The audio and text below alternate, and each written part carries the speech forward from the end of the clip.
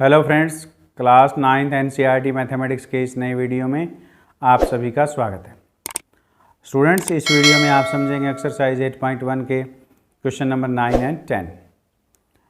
Question number 9, समांतर चतुर्भुज ABCD के विकर्ण BD पर दो बिंदु P और Q इस प्रकार स्थित हैं कि DP बराबर BQ है। दर्शाइए कि पहले भाग में त्रिभुज APD सर्वांग सम है त्रिभुज CQBK और दूसरे भाग में AP बराबर CQ और तीसरे भाग में है त्रिभुज AQB सर्वांग सम है त्रिभुज CPD और चौथे भाग में है AQ बराबर CQ और पांचवें भाग में APCQ एक समांतर चतुर्भुज है। यह हमने सिद्ध करना है। तो प्रश्न में दिया है समांतर चतुर्भुज ABCD। ये हमारे पास ABCD एक समांतर चतुर्भुज है।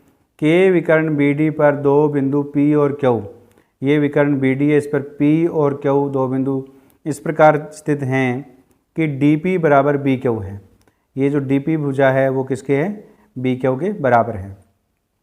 और हमने ये 5 भाग सिद्ध करने हैं। तो सबसे पहले हम पहले भाग को सिद्ध करते हैं। पहले भाग में है त्रिभुज APD सर्वांग सम है त्रिभुज CQB।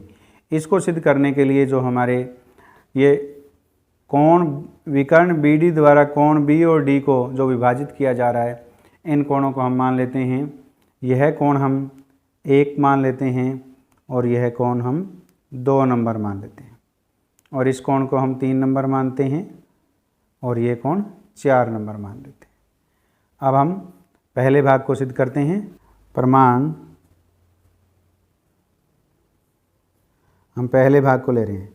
पहले भाग में है त्रिभुज APD और त्रिभुज CQB। त्रिभुज APD और त्रिभुज CQB में देखिए त्रिभुज APD ये त्रिभुज हमने लेनी है और CQB ये त्रिभुज लेनी है। तो इसमें देखिए AD भुजा जो है वो BC के बराबर है। AD बराबर है BC। ये क्यों बराबर हैं? क्योंकि ये दोनों भुजाएं हैं वो बराबर हैं, ये क्योंकि ये समांतर चतुर्भुज की सम्मुख भुजाएं हैं।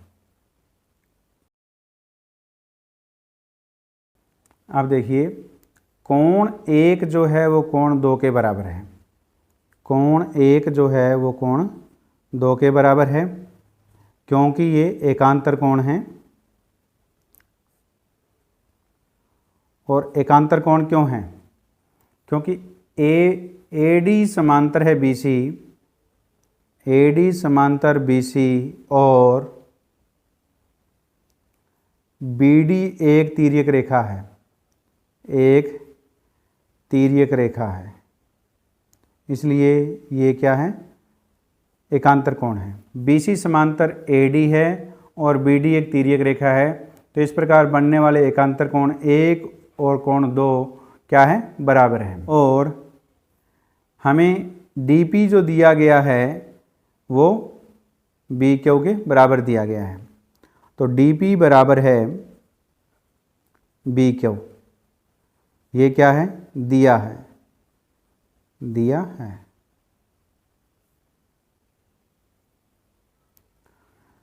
तो इस प्रकार त्रिभुज APD सर्वांग सम हो गई है त्रिभुज CQB के साइड एंगल साइड सर्वांग समता कसौटी से। साइड एंगल साइड सर्वांग समता कसौटी से, ऐसा आपने यहाँ पे लिखना है। यही हमने पहले भाग में सिद्ध करना था कि त्रिभुज APD सर्वांग सम है त्रिभुज CQB के। ये हमने सिद्ध किया। अब हम दूसरे भाग में हमने सिद्ध करना है कि AP बराबर है CQ। तो AP बराबर हो गया CQ के। ये भुजा जो है इस CQ के बराबर है। AP बराबर है CQ by CPCT। Corresponding parts of congruent triangles are equal. तो ये त्रिभुज APD सर्वांग सम है त्रिभुज CQB। तो सर्वांग सम त्रिभुजों में संगत भाग क्या होते हैं? समान होते हैं। तो त्रिभुज APD की भुजा AP और त्रिभुज CQB की भुजा सी क्यू, ये क्या हो गई हैं, बराबर हो गई हैं। तो इस प्रकार हमने दूसरे भाग में ए बी बराबर सी क्यू पूछा था, वो हमने सिद्ध किया। अब हम तीसरे भाग को लेते हैं। तीसरे भाग में पूछा है त्रिभुज ए क्यू बी सर्वांग समय त्रिभुज सी पी डी, ये हमने सिद्ध करनी थी। दोनों त्रिभुज हम ले रहे हैं, त्रिभुज ए क्यू बी और त्रिभुज सी पी डी में, त्रिभुज ए क्यू बी और त्रिभुज सी पी डी, ये त्रिभुज ये हम ले रहे हैं। तो इसमें देखिए ए बी जो भुजा है वो किसके बराबर है, सी डी के। ए बी बराबर है सी डी, क्योंकि भुजा ए बी और भुजा सी डी समांतर चतुर्भुज की सम्मुख भुजाएं हैं, इसलिए ये बराबर हैं। ए क्यू बी का कोण 3 बराबर है सी पी डी का कोण 4 के। इस कोण के, ये कोण जो है इस कोण के क्या है, बराबर है। कोण 3 बराबर है कोण 4 के, क्योंकि ये दोनों कोण क्या है, एकांतर कोण हैं, एकांतर कोण। ए बी समांतर सी डी और बी डी एक तिर्यक रेखा है, इसलिए कोण 3 बराबर है कोण 4 के, क्योंकि ये दोनों कोण क्या है, एकांतर कोण है। बी क्यू बराबर है डी पी, बी क्यू बराबर है डी पी, ये क्या है, दिया हुआ है, ये हमें प्रश्न में दिया है कि ये बराबर है। तो ये बी क्यू जो है वो डी पी के बराबर है। तो इस प्रकार त्रिभुज ए क्यू बी सर्वांग सम होगी त्रिभुज सी पी डी के साइड एंगल साइड सर्वांग समता कसौटी से, साइड एंगल साइड सर्वांग समता कसौटी से ये क्या हो गई हैं, सर्वांग सम हो गए दोनों त्रिभुज। और सर्वांग सम त्रिभुजों में संगत भाग क्या होते हैं, बराबर होते हैं। इसलिए चौथे भाग में जो पूछा है, क्या पूछा है, ए क्यू बराबर है सी पी। तो ए क्यू जो है वो किसके, सी पी के बराबर हो गया। ए क्यू बराबर है C P by C P C T. तो ये corresponding parts of congruent triangles are equal. सर्वांग सम त्रिभुजों में संगत भाग समान होते हैं, इसलिए त्रिभुज ए क्यू बी और त्रिभुज सी पी डी, ये त्रिभुज और ये दोनों त्रिभुज क्या है, सर्वांग सम है। तो सर्वांग सम त्रिभुजों के संगत भाग क्या हो गए, बराबर हो गए। तो ए क्यू जो है वो सी पी के क्या हो गया, बराबर हो गया। सर्वांग सम त्रिभुजों में संगत भाग बराबर है, इसलिए दोनों भुजाएं क्या हो गई हैं, बराबर हो गई हैं। तो ये हमने चौथे भाग को सिद्ध किया। अब जो हमने ये दूसरे भाग में सिद्ध किया है, इसको हम नंबर 1 मान लेते हैं, और जो चौथे भाग में हमने सिद्ध किया है इसको हम नंबर 2 मान लेते हैं।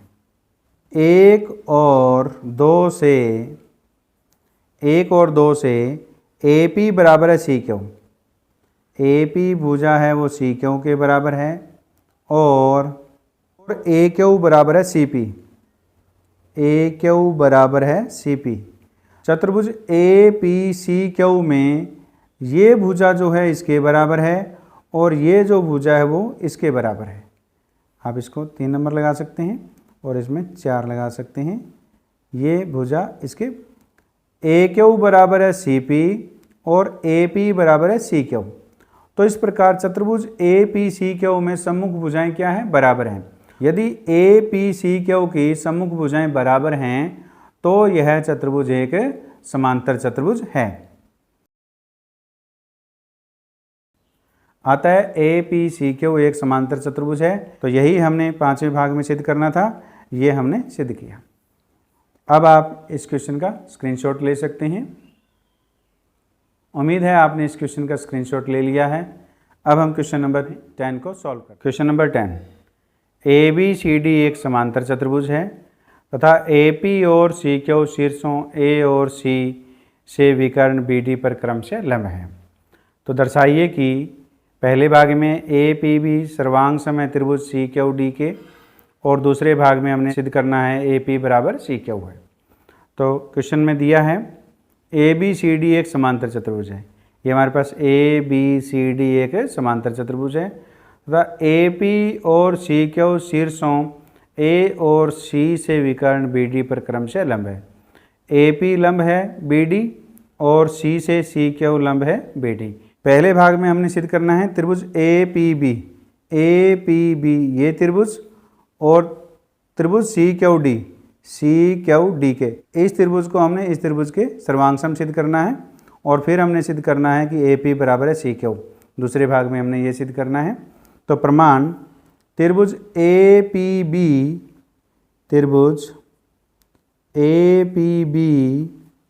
और त्रिभुज सी क्यू डी में त्रिभुज ए पी बी में ये जो कोण है कोण ए बी पी बराबर है कोण इसके सी डी क्यू, कोण सी डी क्यू के। ये कोण जो है वो इस कोण के बराबर, क्योंकि ये दोनों कोण क्या है एकांतर कोण है। और एकांतर कोण क्यों है कि ए बी समांतर है सी डी के और बी डी एक तिर्यक रेखा है, इसलिए कोण ए बी पी और सी डी क्यू जो है वो एकांतर कोण हो गए और इसलिए ये बराबर हैं। और कोण ए पी बी ये कोण और कोण सी क्यू डी ये कोण बराबर हैं। कोण सी क्यू डी के ये बराबर इसलिए हैं क्योंकि ये दोनों कोण क्या है 90 डिग्री के हैं। तो प्रत्येक 90 डिग्री के हैं, इसलिए ये दोनों कोण क्या हैं बराबर हैं। और ए बी जो भुजा है वो सी डी के क्या है बराबर है। ए बी बराबर है सी डी, ये क्या है समांतर चतुर्भुज की सम्मुख भुजाएं हैं। ए बी बराबर होगी सी डी के। इस प्रकार त्रिभुज ए पी बी सर्वांग सम हो गए त्रिभुज सी क्यू डी के एंगल साइड सर्वांग समता कसौटी से। तो एक नंबर में हमने यही सिद्ध करना था। अतः त्रिभुज ए पी बी सर्वांग सम है त्रिभुज सी क्यू डी के। पहले भाग में यही सिद्ध करना था, ये हमने सिद्ध किया। अब दूसरा भाग ए पी बराबर है सी क्यू, ए पी बराबर है C Q by C P C T. ये त्रिभुज ए पी बी सर्वांग सम है त्रिभुज सी क्यू डी के। तो ये दोनों त्रिभुज क्या है सर्वांग सम है। तो सर्वांग सम त्रिभुजों में क्या होते हैं संगत भाग समान होते हैं। प्रकार त्रिभुज ए पी बी की भुजा ए पी और त्रिभुज सी क्यू डी की भुजा सी क्यू क्या है बराबर है। और यही हमने दूसरे भाग में सिद्ध करना था, ये हमने सिद्ध किया। अब आप इस क्वेश्चन का स्क्रीनशॉट ले सकते हैं। उम्मीद है आपने इस क्वेश्चन का स्क्रीनशॉट ले लिया है। मैं अनिल आइतान उम्मीद करता हूँ कि इस वीडियो में समझाए गए क्वेश्चन 9 और 10 आपको समझ में आए हैं।